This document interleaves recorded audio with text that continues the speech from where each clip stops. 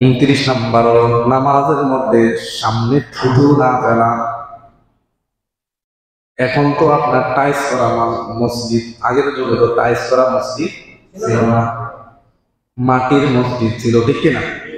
আর Saudi আরবে তো বালুর মসজিদ, ঠিক কিনা? এই হাদিস গুলা কিন্তু ওই জায়গায় প্রেক্ষাপটে রাসূল বলেছেন। এখনকার যুগে মসজিদে থুতু পালাইলে আপনার পিঠে চাম্মা থাকবে, বুঝুন না কথা। রাসূল বলেন, ইজা কানা আহাদুকুম ইউসাল্লি ফালা ইয়াবুস কিবলা ওয়াজহি ফাইন্নাল্লাহা কিবলা ওয়াজহি ইজা সাল্লা। রাসূল বলেন, তোমরা সালাত আদায় করে সে যেন, যে সালাত আদায় করে সে যেন তার সামনে যেন থুতু না ফেলে। কেননা যখন সে নামাজ আদায় করে তখন তার সামনে স্বয়ং আল্লাহ তাআলা থাকেন। ফাইন্নাল্লাহা কিবলা ওয়াজহি ইজা সাল্লা। যখন আপনি নামাজ আদায় করেন তখন আপনার সামনে একজন থাকেন, তিনি কে? আল্লাহ।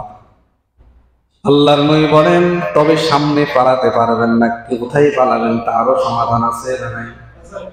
ক্বালা নবী সাল্লাল্লাহু আলাইহি ওয়াসাল্লাম, ইযা ক্বামা আহাদুকুম ইলাস সালাতি ফালা ইয়াবুস আমামা ফাইন্নামা ইউনাদিল্লাহ মা দামা ফি মুসাল্লাহ ওয়ালা আন ইয়ামিনিহি ফাইন্না আন ইয়ামিনিহি মালাকান ওয়ালিয়াবুস আন ইয়াসারিহি আও তাহতা কদামি ফায়াদফিরুহা। রাওয়াহুল বুখারী। আল্লাহর নবী বলেন, যখন নামাজের মধ্যে দাঁড়ায় যাও তখন সামনে থুতু ফেলবে না।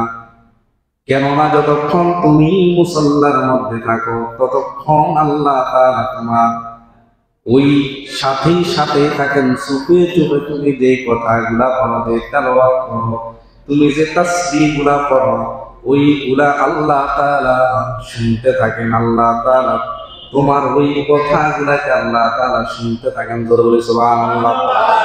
আর ডান দিকেও ফেলবা না, কারণ হলো ডান দিকে তোমার ফেরেশতারা থাকে। জোরে বলি সুবহানাল্লাহ। বরং তুমি বাম দিকে থুতু ফেলবা, আর যদি না ফেলো পায়ের দিকে ফেলবে, আর থুতুটাকে তুমি মিশিয়ে দিবে। জোরে বলি সুবহানাল্লাহ। তাহলে অপশন হলো দুইটা, বাম দিকে ফেলবে আর না হোক পায়ের দিকে ফেলে এটাকে মিশিয়ে দেবে। কারণ এখন তো টাইলস, এখন এটা কি সম্ভব না। এটা হলো সৌদি আরব বা অনেক জায়গায় আপনারা নামাজ কৃষি ক্ষেত্রে বা বিভিন্ন জায়গায় নামাজ পড়ে না, পড়তেই তো পারে, মাঠেও তো অনেকে নামাজ পড়ে। যদি একান্ত যদি সেখানে পড়েন নামাজ, তাহলে এইভাবে করবে, বুঝেন না কথা। আল্লাহ আমাদেরকে বুঝার তৌফিক দান করুন, সকলে আমিন। আর না হয় একান্ত হলো টিস্যু রাখবেন। কি রাখবেন? টিস্যু। বাম হাত দিয়ে বা ডান হাত দিয়ে টিস্যু বের করে মুখ দিয়ে নিয়ে আবার পকেটে ঢুকায়, বুঝলেন? এটা হলো আধুনিক এখনকার যুগের। যেহেতু এখন যদি পালাইতে হয়, যদি কেউ না থাকে পালাইতে পারেন, পরে পরিষ্কার করতে হবে, বুঝলেন? আর না হলে করতে হবে যদি একান্ত বেশি প্রয়োজন, আর না হলে এটা প্রয়োজন নাই। আল্লাহ আমাদেরকে বুঝার তৌফিক দান করুন, সকলে আমিন।